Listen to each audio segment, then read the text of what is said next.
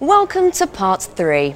Now that you've worked on your questions, let's see how industry issues translate into industry challenges. IT takes the brunt of many of the challenges that contact centres face. In terms of the business as a whole, in terms of the customer experience, ultimately it's the IT which underpins whether we succeed or fail. Remember, this is a business that is only made possible by technology. My challenges, not always but frequently, come back to cost. How can we handle inquiries outside of normal opening hours without a disproportionate cost impact? Can we drive customers to use self-service and the web more? Then, if we do drive them to the web, are we sure we can handle their inquiries effectively? If we don't, it's not cost effective. Where do I start? Well, as head of IT, a daily challenge is for IT to be seen as an enabler rather than a blocker of the business, which means that I need solutions that are A, simple to implement, B, don't need huge amounts of support resources, and C, are quick to adapt to changing customer demands. And they change all the time.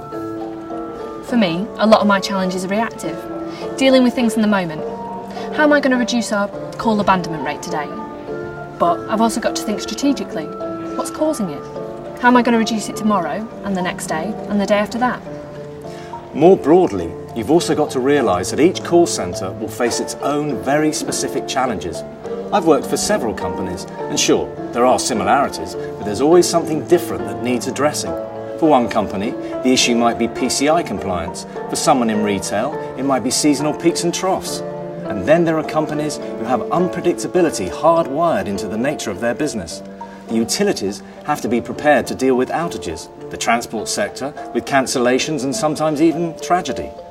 Now, as an industry, 9.9 times out of 10 we deliver, but we have to have the right systems to do it. Of course, legacy technology is never far from an IT director's thoughts. And right now, I'm going through the challenge of managing an end-of-life situation with our existing platform. And it isn't easy. With our existing platform, I'm faced with some fairly limited options. But how can I look at a totally different solution when I know my budgets are likely to be, at best, static? Is there a business model that can help me? I don't know. Our challenge as a team of agents is to collaborate effectively and to work in different ways. Can we integrate flexible working? Could we promote home working? But obviously that's IT dependent. It's something that I can push for, but ultimately it's somebody else's call. Earlier I mentioned the cloud and that we're not ready for it yet. But we are eventually going to have to move that way. How can I upgrade our systems without having to make that commitment right now? I've also got the challenge of the green agenda and, crudely, space. Then there's the thorny issue of migration. If, and it's a very big if, I take the decision to take a huge leap of faith and migrate to an entirely new system, I really have to be convinced that it's a low-risk option. Because if I'm not convinced, how am I going to convince my colleagues? But at the end of the day, I suppose for me, the real challenge, when you strip everything else away, no matter what solution we use, I've got to make sure that it works all of the time. As you can see, the issues and challenges that people like Peter, Jason and Rebecca face aren't insignificant and directly inform how open they're going to be to our proposition. In just a few moments, we're going to ask you to take part in our next interactive exercise, where we will ask you to consider some of the objections that your potential customers may raise. But before we do, let's remind ourselves of the many reasons why moving to cable and wireless worldwide and clear contact is the right solution. If clear contact's not for you, then it's not for you.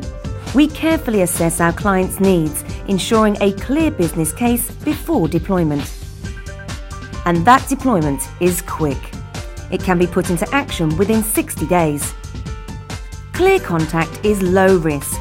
It's a pre-configured packaged solution that ensures business continuity.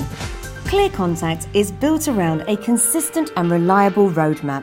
The customer has a clear picture of when features are coming online. Reduced server size means fewer emissions, which, alongside reduced site maintenance, makes it more cost-effective.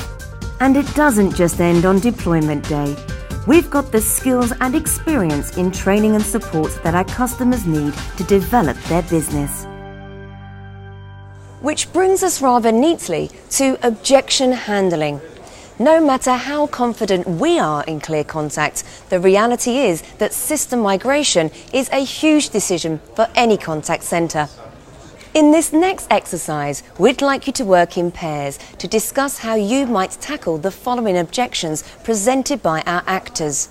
Drawing on the information from this programme and your own experience, use this as an opportunity to prepare your responses. You'll have a few minutes between each block of objections.